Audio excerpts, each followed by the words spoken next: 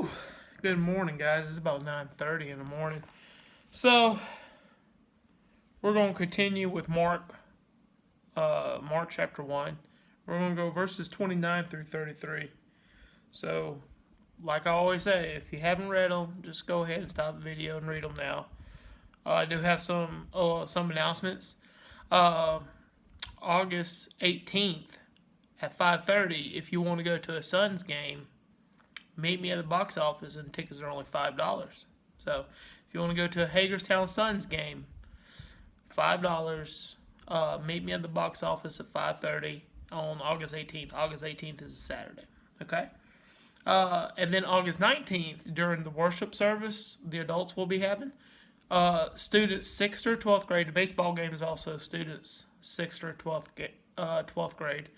But on August 19th, students 6th through 12th grade at 11 o'clock in the morning will have their own little worship service. And I heard rumors there will be some snacks down there as well. So come in, have a little bit of worship, have some fun. I've got a ping pong table, an air hockey table, an Xbox. Come hang out for 15 minutes. We'll get started at about 11:15, and we'll do some worship and do some Bible study together. So looking forward to that, guys. So remember, that's August 19th at 11 o'clock. Suns game is August 18th at 5:30 in Hagerstown, the Hagerstown Suns Stadium.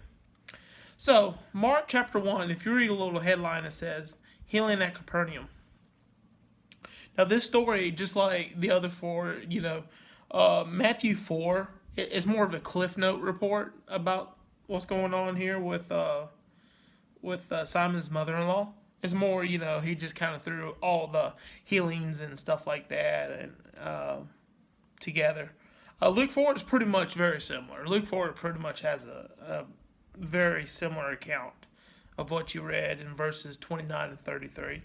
And John, there is no account. I don't know if he wasn't around or he just didn't see it important, but there is no account of this story in John. So what we see in verses 29 through 31, and you look through it, and it talks about, when he left the synagogue, he was with a lot of his boys, Simon, Andrew, James, and John. They went to went to go see Simon's mother-in-law, who had a high fever. Now, just keep in mind, medicine back then, it wasn't the best. So, and sometimes high fevers can alarm us as well, especially with infants and older people. So, reckon his mother-in-law is pretty old, and he's concerned. And we look, and so they go to her bedside and had a high fever, and Jesus. It says here in verse 31, so he went to her, took her by the hand, and raised her up. The fever was lifted, and she began to serve him. What we see here is why people would say God is the great physician. Why they say Jesus was a great physician. Why people would categorize that, because, like I said, medicine was not as good at that time. So that leads me to this one question, and I'm going to ask this question. If you got a small group going on, that's great, and y'all can discuss this and see and just have a little conversation with this. Have you ever seen a miracle happen? Have you prayed for something and seen a miracle happen? Something that was astonishing, something like you couldn't believe. It happened to me as something personal, and I don't feel like I really need to talk about it, but just last couple of days, I remember praying for something, and I got the news yesterday that it happened, and I'm very happy it did. I'm very happy happy it happened that way. But like I said, it's something personal. I don't think I really need to discuss.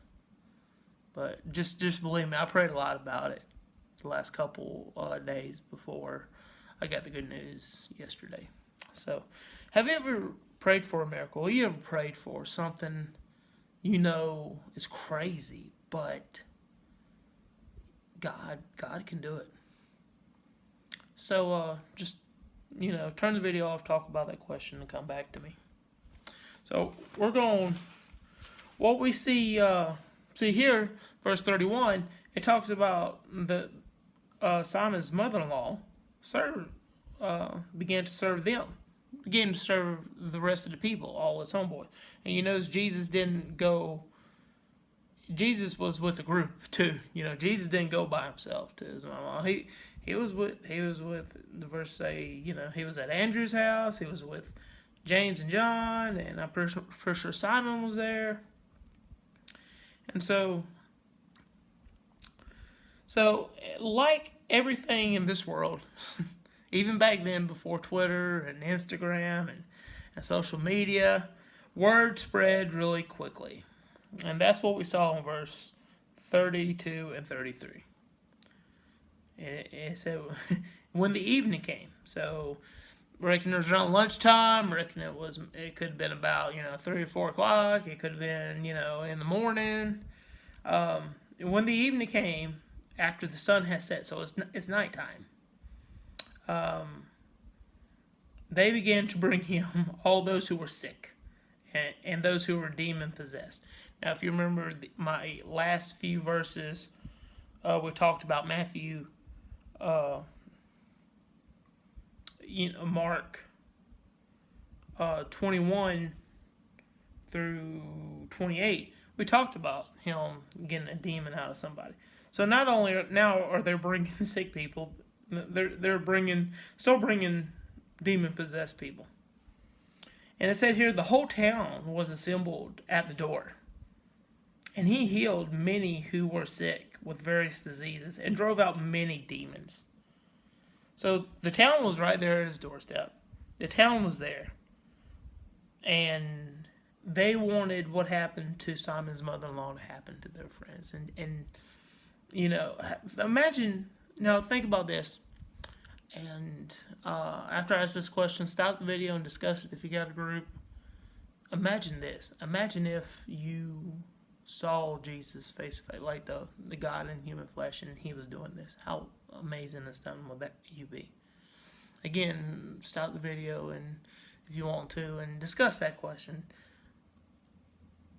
What do you think your reaction would be if you saw Jesus face to face? Like, you saw this stuff going down. It would think about that. So verse 33, we're going to kind of end there. Verse 33. The whole town was assembled at his door. We're going to go to verse 34. Yeah, go ahead and read verse 34. So, if you haven't yet already, that's my fault. We should have read all the way to verse 34. So he healed many of those who were sick in the disease and drove out demons. We read that part. But one of the interesting parts to me is, but he would not permit the demons to speak because they knew him.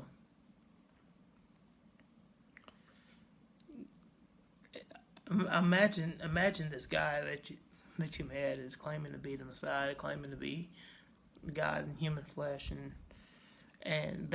when the demons saw him and they told him not to speak, they listened.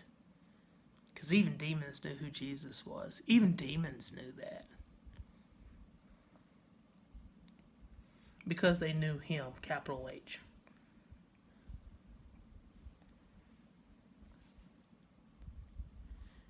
Guys, Jesus can do amazing things. Jesus can do awesome things. Jesus can perform miracles. A lot of it has to do with our faith in Jesus. Our faith in if he can or can't. Even to the point, allow, he if you allow him to do these, miracles, that sometimes can stop him. So allow Jesus to do miracles. Allow Jesus to, help you. Saw a movie yesterday, and these town folk, when someone got injured in this movie, and me and my roommate was sitting there, and we were watching it. They were praying over them. And, my roommate's the pastor of the church here. And I'm thinking to myself, we're thinking, oh, and no one's calling 911. But they did what they thought was the best. They prayed for him. They were praying for a miracle. Not saying if you see someone injured, don't call 911. I mean, do it, please. But imagine their faith. They said, you know what? And in the same movie, this guy in a bulldozer was going to come and demolish something. And somebody says, we need to call the police. And one guy says, no, we can handle this. And they stand firm. And then they ended up, talking him out of destroying this thing. And it was really weird. So, and we see this all the time when we even get sick. How many times we get a cold and the first thing we do, we want to go get some medicine. Not saying we don't need to go get any medicine to help us out. But when is it that is our first reaction? Let's go get some medicine. Let's go to a doctor. Let's go figure this out ourselves instead of let's give it to God. Let's see what he can do. Simon's mother-in-law, they probably did the same thing. They probably got people who had wise tales and stuff like that who can and remedies that could probably help her. But then when Jesus came, she was healed and started to serve him. And then when the other people heard this, they brought their sick. They were healed. They brought their demon possessed. The demons were out. Wow. That is the kind of God that we serve. So, once again, on August 18th at 5:30 p.m., meet me at the ticket office, ticket booth. $5 for a baseball game. Can't beat that. That's Saturday, okay, 5:30 p.m. And once again, August 19th, 11 o'clock a.m. during the service here. Both these are for kids 6th or 12th grade. Just head downstairs, have a little fun, hang out a little bit.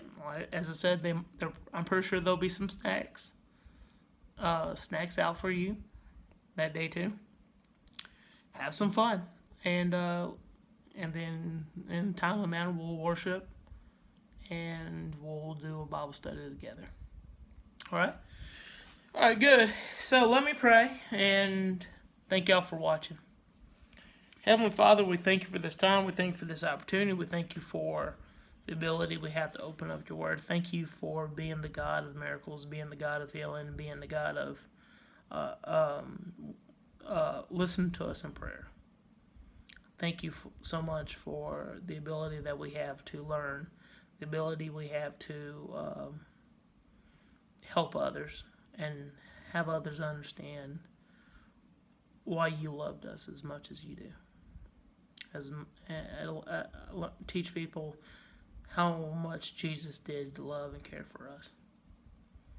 God, thank you for your great physician and your great healer. Thank you for being that. In your name I pray. Amen. All right, you see my head. Can't have that. Bye.